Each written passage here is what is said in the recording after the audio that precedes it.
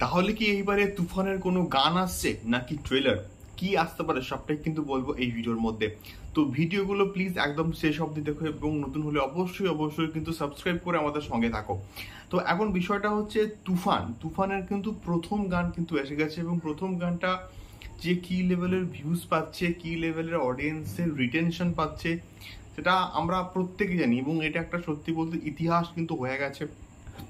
এবং এটাকে নিয়ে কোনো রকম কিন্তু সন্দেহ নেই যে শাকিব খান বর্তমান সময়কার one of the biggest megastar এবং তার মেগাস্টারডম গোটা ওয়ার্ল্ড জুড়ে কিন্তু জাস্ট ছড়িয়ে আছে এবং গোটা ওয়ার্ল্ড জুড়ে তার হিউজ লেভেলে কিন্তু একটা ফ্যান ফলোয়িং রয়েছে।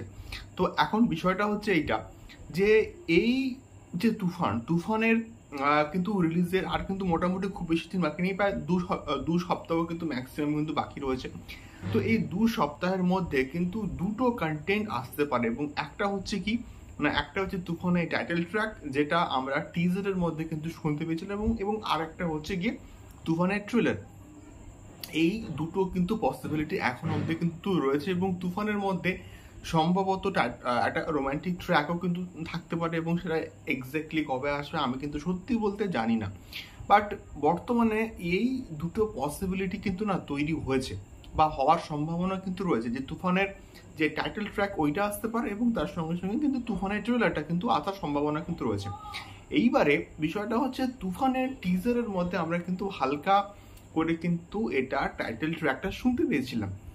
তো তুফানের যে শুটিং শাকিব খান যে স্টার্ট করেছিলেন এবং সেটা সম্ভবত টাইটেল ট্র্যাকের যে শুটিংটা সেইটা দিয়েই কিন্তু মোটামুটি স্টার্ট করেছিল এবং এটা প্রায় হিউজ ড্রাইভ স্কেলে কিন্তু মোটামুটি শুট করা হয়েছিল।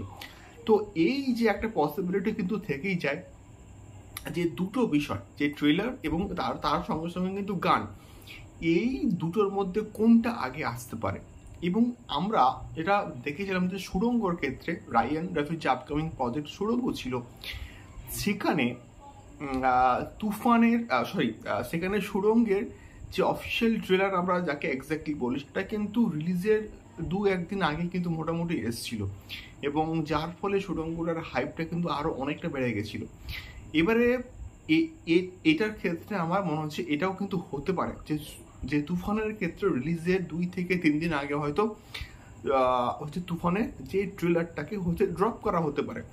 এবারে যদি তুফানের ট্রেলারটাকে 2 থেকে 3 দিন আগে ড্রপ করা হয় তাহলে কিন্তু তুফানের যে গানটা যে টাইটেল ট্র্যাক সেইটা তাহলে এক্স্যাক্টলি কিন্তু তার আগে আসতে হবে বা আসা উচিত। হয়তো এই সপ্তাহের মধ্যেই হয়তো কোনো একটা আপডেট এসে যাবে যে তুফানের যে টাইটেল ট্র্যাকটা সেটা এই দিনকার মুক্তি পাচ্ছে।